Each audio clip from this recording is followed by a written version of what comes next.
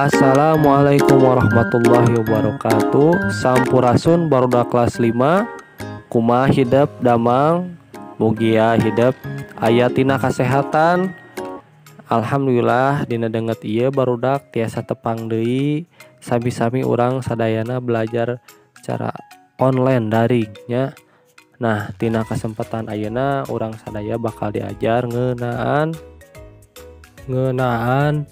nyangkem unsur sajak Sunda, ngalajengkeun materi anu kamari sareng ngadiskusikeun mangrupikeun sajak-sajak. Ituna hayu urang sami-sami simak video pembelajaran ieu cing leres ku hidup sadayana. Nah, materi ieu nyaeta ngalajengkeun nu kamari minggon kamari nya nyaeta tentang nyamkem unsur sajak. Sajak teh kagolong karena salah sahiji wangun ugeran. Najan kauger tapi sajak mah teu cara pupuh, nu kauger kaguru lagu jeung guru wilangan. Jadi mun dibandingkeun jeung pupuh mah sajak teh kaasup wangun ugeran anu bebas. Hartina sajak henteu kauger ku guru lagu jeung guru wilangan. Disebut kauger soteh pedah jumlah kekecapan dina sajak mah saeutik pisan, henteu laluasa seperti dina wangun lancaran. Sajak alam padesaan teh diwangun ku opat pada, tiap-tiap gundukan jumlah jajaran pada lisan anu teu sarua urang petela. Pada kahiji diwangun ku genep jajar a, u, i, a.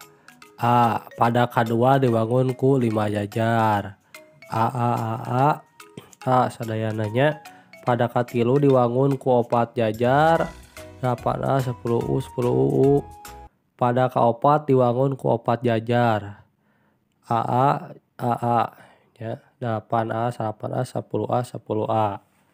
Dina sajak alam padesaan aya kecap-kecap anu murwakanti atawa sarua sorana saperti sasaruaan sora a, i, jeung u. Anu salajengna nyaeta aya kecap-kecap anu murwakanti nya. Anu kahiji nyaeta sasaruaan sora a.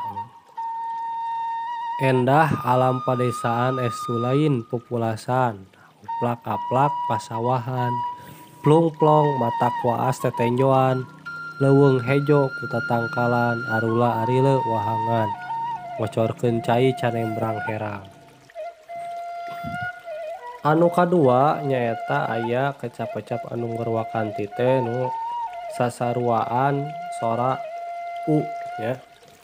Sapertos diriung ku gunung-gunung, taneuna subur, tatanen makmur, rahmat ti Gusti nu Maha Ghafur, sangkan makhlukna daek tafakur.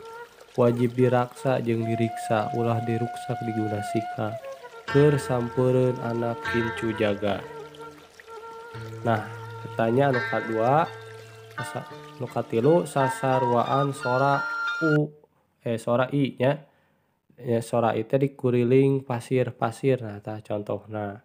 Nah, baik ayeuna mah ku hidup diskusikeun sajak-sajak nya. Aya sajak Candi Cangkuang, Lembur Kuring, Kota Bandung, Leuweung. Tah pek ku hidup di awas heula sadaka di dina jero hate, teras ku hidup dibedaskeun macana nya ngaosna. Pek tiasa ku hidup di awas oge tina buku Pembekar Diajar Bahasa Sunda ti halaman 65 duka 70 nya tina aya babaraha sawala. Sawala hiji duka sawala 4 pek ku hidup di aos.